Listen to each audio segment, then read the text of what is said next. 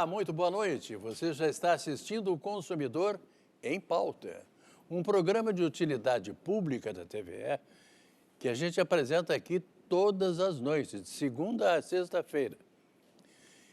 E o programa começa logo depois do Radar. Termina a boa música do Radar e hoje nós tivemos aqui a banda Cabala, que fez um som, não vou dizer assim que era um som muito pesado, nem podia até justificar com a presença do vocalista aqui, que deve ser bem pesado também, né? Mas era um som muito bonito, muito bom, e a gente gostou muito. Então, como sempre, o Radar nos apresenta as coisas maravilhosas da música aqui do Rio Grande do Sul. Parabéns à banda Cabala que aqui esteve hoje. E então a gente começa logo depois do Radar, depois do som do Radar, e a gente já vai até às 7 horas da noite, mais ou menos. Tratando de direito do consumidor, direito do trabalho, direito de família e direito previdenciário. Hoje nós vamos tratar de direito do consumidor.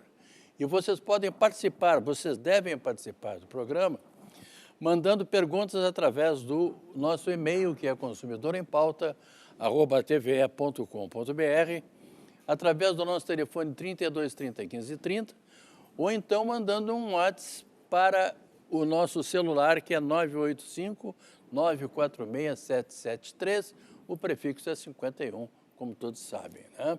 985 946 773. É o nosso telefone para vocês mandarem os WhatsApp de vocês, WhatsApp, tá? Zap, como muita gente chama. Então, estamos entendidos. O programa de hoje, antes de anunciar o meu convidado, eu quero dizer que o programa de hoje é oferecido ao inverno, ao verão, ao outono. Só não é oferecido à primavera, porque não temos muitas flores. Mas são todas as estações que a gente tem tido num dia só aqui em Porto Alegre. Inverno, verão, outono, tudo. Esse fim de semana foi um fim de semana quente, hoje já está chovendo. Haja saúde para aguentar uma coisa dessa. Mas a gente vai levando, né? Tá bom? Eu hoje tenho o prazer de receber aqui o professor, o doutor Santini. Boa noite, doutor Santini, tudo bem? Boa noite, Machado Filho, boa noite a todos, tudo bem. Mas não é verdade essa história do inverno, verão, outono, pois é, sobrevivendo. Tudo no mesmo dia? Não.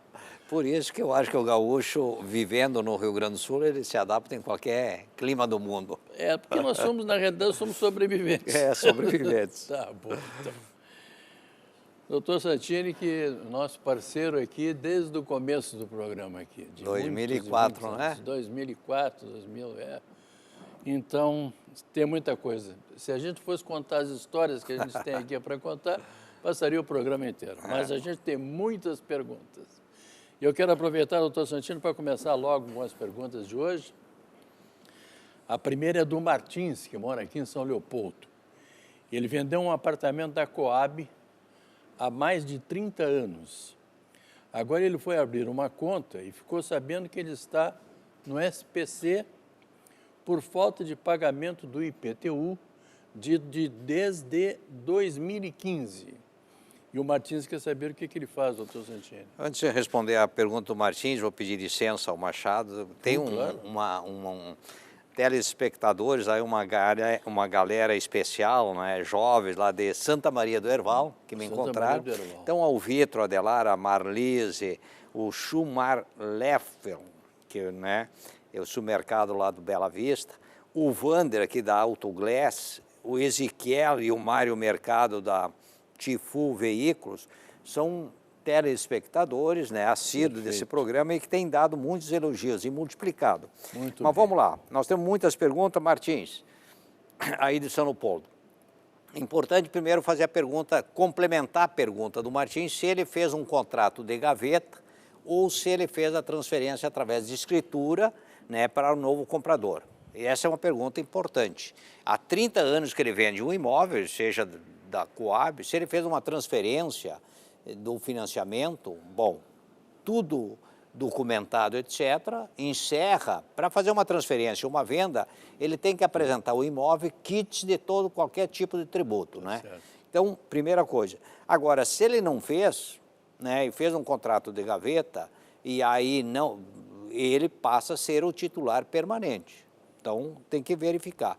O IPTU de 2015 para cá, né, se ele não transferiu, a responsabilidade é dele. Agora, se transferiu, não existe mais nenhum pendente, nenhuma titularidade em nome do Martins, bom, aí ele tem que cobrar, ele primeiro tem que tirar o nome dele do SPC e Serasa. Então, ele vai ter que quitar e depois fazer a cobrança, administrativamente ou judicialmente. Daí ele vai ter que conversar para quem Eu tive uma vendeu, situação, né? similar numa locação do imóvel, que aí é um outro alerta para os consumidores. Quando a gente faz uma locação do imóvel, era uma chácara, e eu não acompanhei. Quando fui verificar, eu estava em cobrança em dívida ativa com o município. Pois é.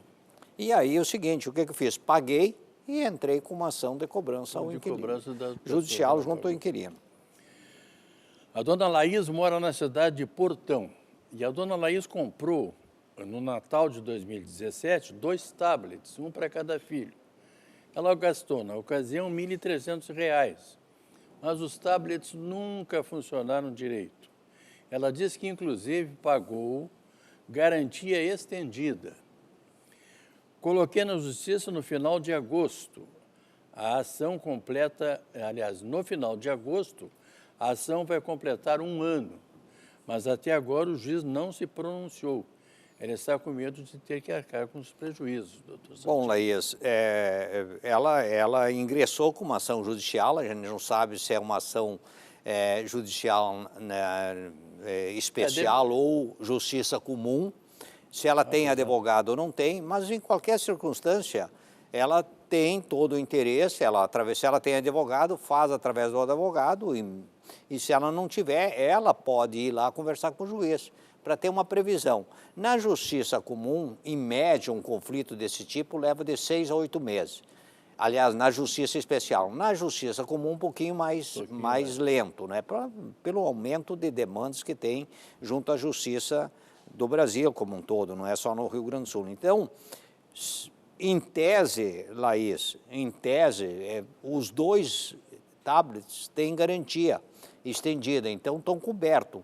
Ela deve ter responsabilizado o fabricante e o estabelecimento comercial. Os 2 são responsáveis solidários quanto a resolver o problema ou substituir o produto ou devolver o dinheiro.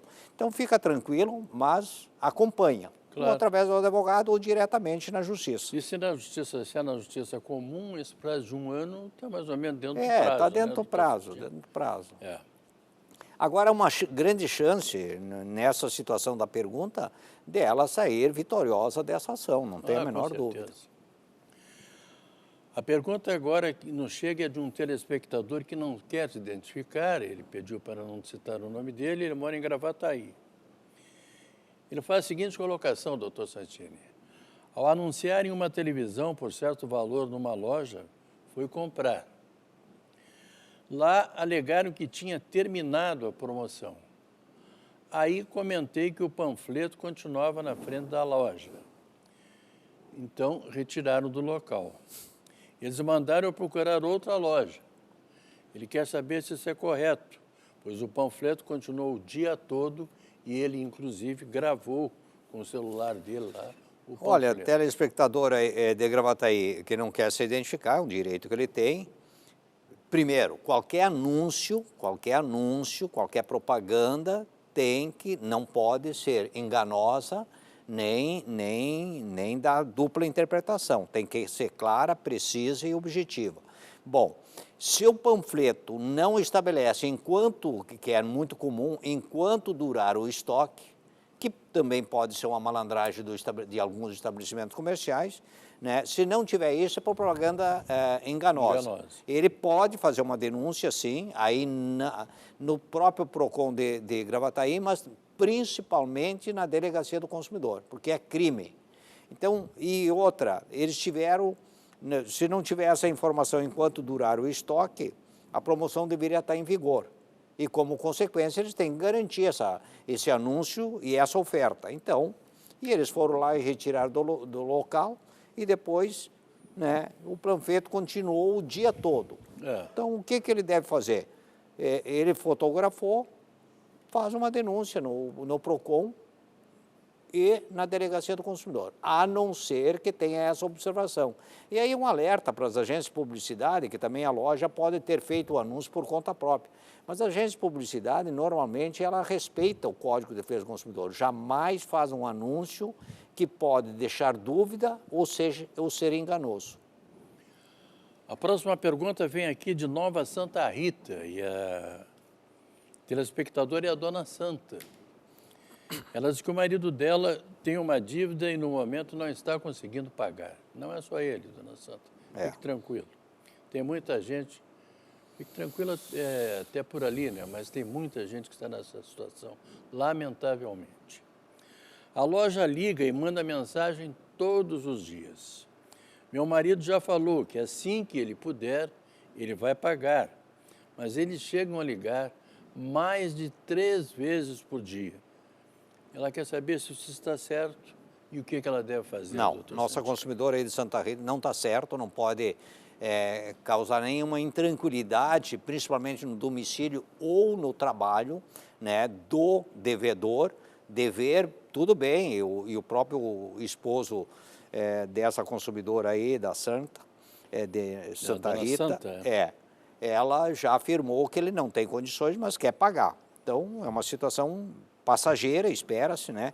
Mas ela pode gravar e ela pode ter testemunhas que não seja da família, né? E fazer uma denúncia no juizado especial aí de Nova Santa Rita, deve ter fórum, senão o fórum é Canoas, né? A jurisprudência aí deve ser Canoas, e fazer por dano moral. E isto não isenta dela pagar, o marido pagar, mas isso não pode acontecer, porque isso aí está criando constrangimento, intranquilidade e tirando, né, todo o sossego que a família deveria ter para buscar soluções e construir uma alternativa de nova receita e pagar a dívida. E aí, se ela denunciar no Poder Judiciário, ela pode voltar lá e falar com o proprietário, olha, eu vou pagar agora, eu tenho prova, vou entrar com uma ação por dano moral. E aí ela já pode aproveitar e também fazer uma renegociação da dívida por uma situação atípica da saúde financeira em que o marido dela está passando. Ninguém tem culpa de ser despedido, de estar sem emprego, de não ter o dinheiro para pagar alguma coisa. Vai lá e conversa, né? Doutor Santini, o senhor Sérgio Demarque, ele manda uma pergunta aqui para o doutor Bonato, mas o professor Bonato não estará conosco essa semana, ele tem um compromisso, uma palestra, e o doutor Santini estará hoje e quarta-feira conosco aqui no programa. Então, essa pergunta vou transferir para o doutor Santini, que é praticamente a mesma coisa. Não são a mesma pessoa, mas são as mesmas inteligências e as mesmas sabedorias sobre o direito do consumidor. O Sérgio comprou um Escort Zero ano 2015. Agora ele constatou que existe uma ferrugem interna embaixo dos bancos e no porta-malas. O carro rodou até agora só 18 mil quilômetros. Não se trata de um vício oculto? Quais os meus direitos e onde devo encaminhar, pois a revenda da Ford disse que o meu direito caducou após o término da garantia de 3 anos. Demarque, eu acho que o que caducou aí foi o bom senso, o respeito e a inteligência dos representantes da Ford. Não, trata sim de um vício oculto, claro que ele só foi identificado depois que fez uma análise. Eu recomendaria para o Demarque pedir um laudo técnico de um profissional da área, com esse laudo entrar com uma ação judicial, né? E aí ele tem que verificar se precisa ser na justiça comum, aí, através de um advogado, ou juizado especial. Pelo valor, pode se enquadrar dentro do juizado especial, porque é até 40 salário mínimo. E aí, caracterizando o vício oculto, nesse momento que caracterizou o vício oculto, ele passa a ter a garantia legal, que é 90 dias. 90 dias. Nós já fizemos uma mediação no passado aí com a nossa GM aqui, era uma advogada, inclusive, que não teve sucesso.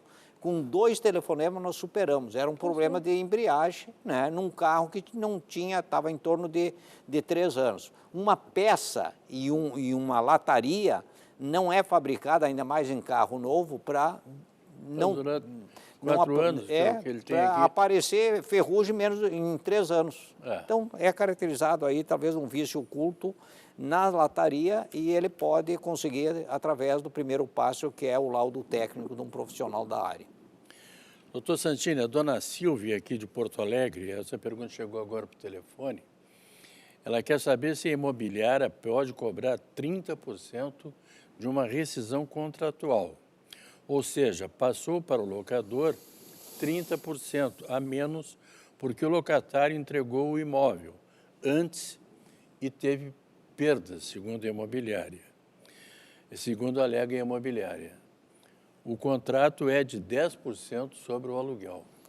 Como é que fica a situação? Ó, Silvia, não, o 10% é a comissão para fazer a intermediação entre locatário e inquilino. Cobra 1.000 e entrega 900. Exatamente. Existe sim, e aí teria que ver o contrato, existe sim uma cláusula que uma das partes entregando antes tem uma multa, né? Que são cláusulas que podem ser consideradas abusivas ou não abusivas, né? Eu mesmo tenho uma situação dessa e quando alguém se antecipa, paga uma multa. Então, Silvia, tem que analisar, é uma relação de consumo, sim, mas tem que analisar se essa cláusula é abusiva. Em tese, eu acredito que não, mas cabe uma negociação com a imobiliária para não pagar 30%, de repente 20%. Claro. Né? Ou com o proprietário, porque o proprietário ele é uma parte entre os 3. A imobiliária está fazendo a mediação. Então, marca uma reunião entre as 3 partes e tenta negociar. Acho que no caso aqui, eles estão cobrando os 30% da proprietária, do que a dona Silvia, né? Mas é ela que solicitou o imóvel antes? Não. Quem solicitou o imóvel, quem entregou o imóvel antes foi o locador. Não, a proprietária não pode perder. Ela está numa posição de conforto. Ela assinou um contrato, está mantendo. Quem rompeu foi o inquilino. Então, o inquilino tem que pagar e ela tem que receber integral. Tá certo. Doutor Santini, vou lhe fazer uma pergunta aqui que deve ser bem... É uma pergunta, como é que eu vou explicar? Ela acontece muito no momento. Tá? A dona Raquel, ela mora na cidade de Rio Grande e ela conta a seguinte história. A filha dela fez uma cirurgia de redução de estômago através de um convênio de uma empresa muito grande. Conceituada. Exatamente. Correu tudo bem e ela perdeu cerca de 40 quilos. Agora precisa de outra cirurgia, já que ficou com muita flacidez no corpo todo. Acontece que o convênio se nega a pagar, alegando que se trata de uma cirurgia estética. E ela pergunta se a filha dela pode reclamar na justiça. Não, poder pode, sempre. A justiça, quando não há uma solução amigável ou administrativa, a justiça está aí para superar, né? E ela faz uma mediação no primeiro momento. A gente conhece essa operadora de saúde, muito conceituada. Agora, a primeira coisa, Raquel, de Rio Grande, é analisar o contrato desse plano de saúde. Isso é importante. Agora, a operação, como consequência, deixa essa flacidez, né, no organismo do cliente que foi operado, da pessoa que foi operado, e como consequência tem que fazer uma recuperação. É lógico, é natural. Então, é o seguinte, ela pode entrar com uma ação judicial, ela pode anotar meu e-mail aí, que é aasantini@terra.com.br, que eu mando um relato, o titular desse plano de saúde, aonde foi feito, etc., um relato enxuto, que eu vou fazer a mediação. A gente teve muito sucesso com essa operadora de saúde. Então, a gente pode ajudar. Seria uma etapa anterior à justiça, mas ela pode tranquilamente entrar na justiça. Tem uma pergunta aqui que também chegou por telefone, doutor Santini, é da dona Simone.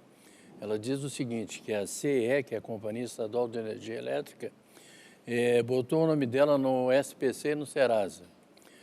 Ela quer saber se ela corre o risco de ficar sem energia elétrica. Ela tem uma dívida lá na CE. Olha, Simone, provavelmente por falta de pagamento, uma coisa normal, o esquecimento, etc.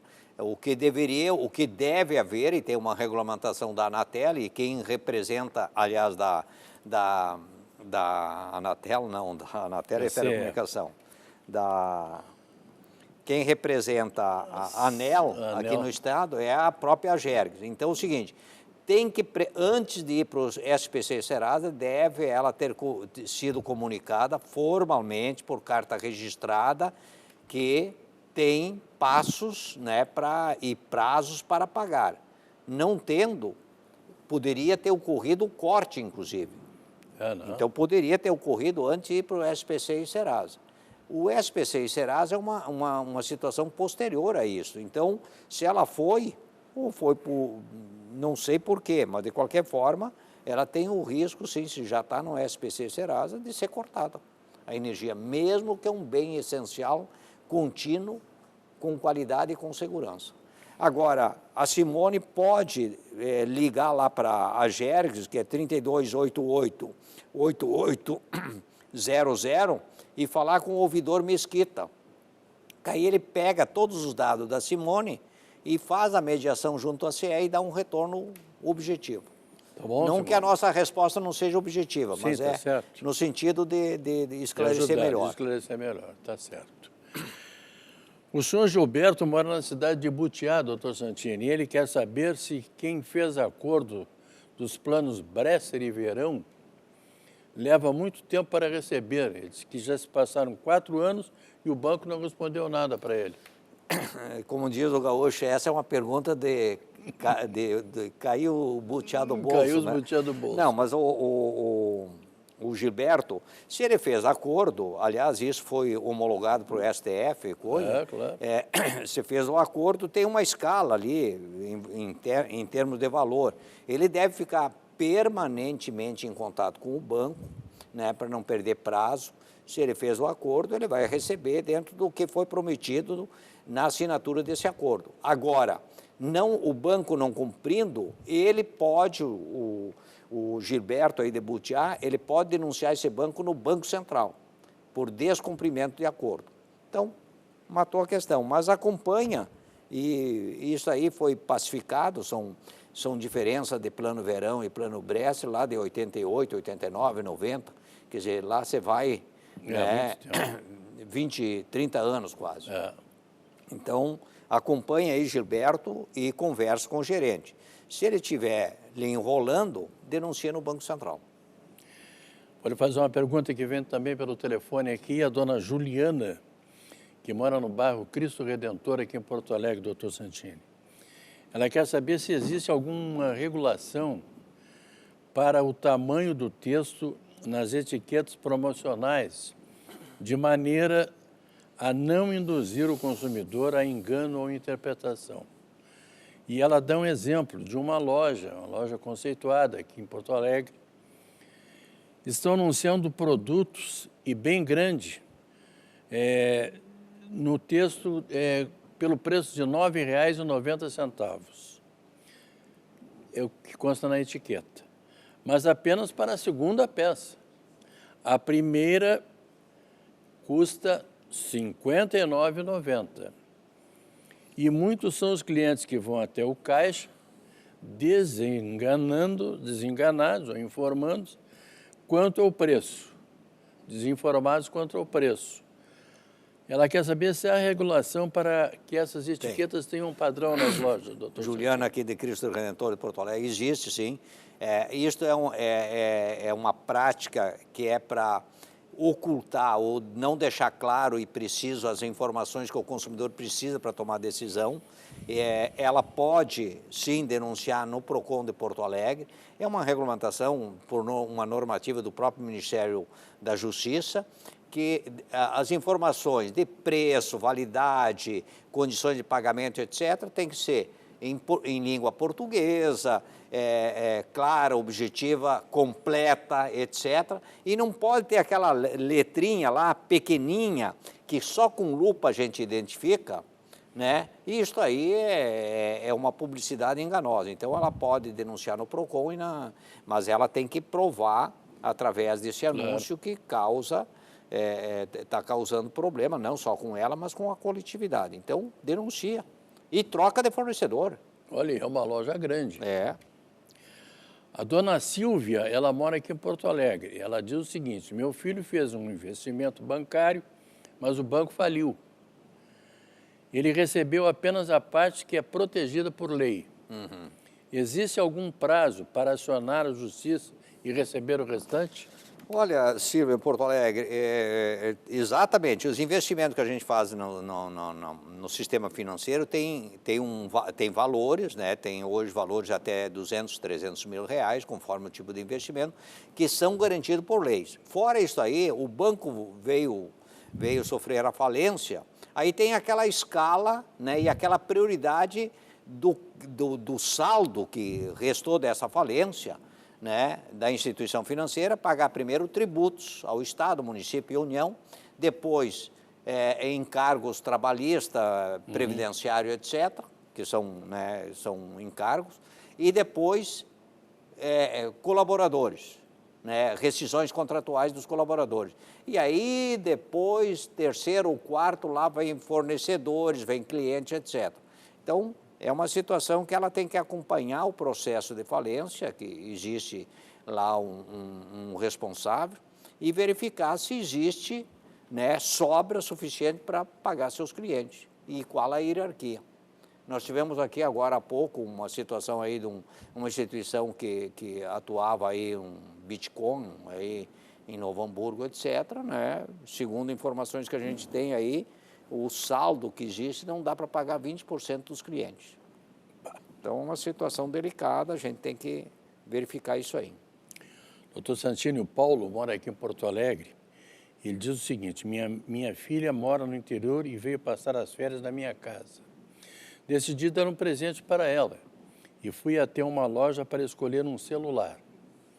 Na hora de fazer o crediário, passei por um constrangimento enorme, já que fui informado que meu nome está inscrito no SPC e no Serasa. Aleguei que nunca havia comprado a prazo antes e que estava ocorrendo um engano. A atendente foi irredutível e não consegui comprar o aparelho. Fui ao SPC e Serasa e constatei que meu nome nunca esteve inscrito nos cadastros deles. Ele quer saber o que ele faz, doutor Santini. Esse é um constrangimento que não tem preço, né? Não tem que preço. repõe esse constrangimento. Paulo, primeira pergunta que a gente faz em relação do questionamento do Paulo. Essa atendente, essa loja forneceu por escrito formalmente que ele está existe uma restrição. O nome dele estava com problemas na SPC. Isso, tem que ter formalmente. Se não, volta lá, pega formalmente, olha, eu quero fazer uma compra em crediário. Não, mas normalmente a loja fornece, olha, o senhor está aqui com uma restrição, vai dizer o nome da loja, etc., não vai dizer valor, que foi colocado no SPC Serasa. Essa é a prova documental. Se ele não teve isso e não conseguir isso, bom, ele pode ter testemunha. Aí ele entra, exatamente, ele está com prova que nunca teve no SPC, aí ele entra contra esse fornecedor, não contra a atendente, mas contra o fornecedor, para reparar o constrangimento que ele sofreu. E aí exige um dano moral junto ao juizado especial. Então é isso que você faz. Doutor Santini, vou lhe fazer uma pergunta que chegou agora também aqui, da dona Heloísa Helena, que mora, eu acho que no bairro São José, aqui em Porto Alegre. Ela recebeu 2 contas da CE, uma de julho, para pagar em agosto, e a de agosto, que ela nem usou ainda, para pagar em setembro. Ela quer saber se isso está correto. E o que ela faz, doutor Santini? Ela recebeu 2 contas das... 2 contas da CE. Uma para pagar em julho, a conta para pagar em agosto, que é a conta de julho. Tá, venceu agora, o cara foi lá e mediu. Bom, e a outra ela já é de agosto para pagar em setembro. Não, Heloísa, uma de certo de julho, que vai pagar em agosto, tudo bem, né? Ainda vai vencer. Sim, a de agosto, a não ser, Heloísa Helena, a não ser que eles estão fazendo a leitura por média. Isso é possível, mas tem uma regra também da ANEEL, e ela também pode consultar aí a própria GERGS, que é 32888800, Porque não pode repetir cobrança por média, eles têm que ter o leiturista e tem que fazer a tomada do consumo mensal.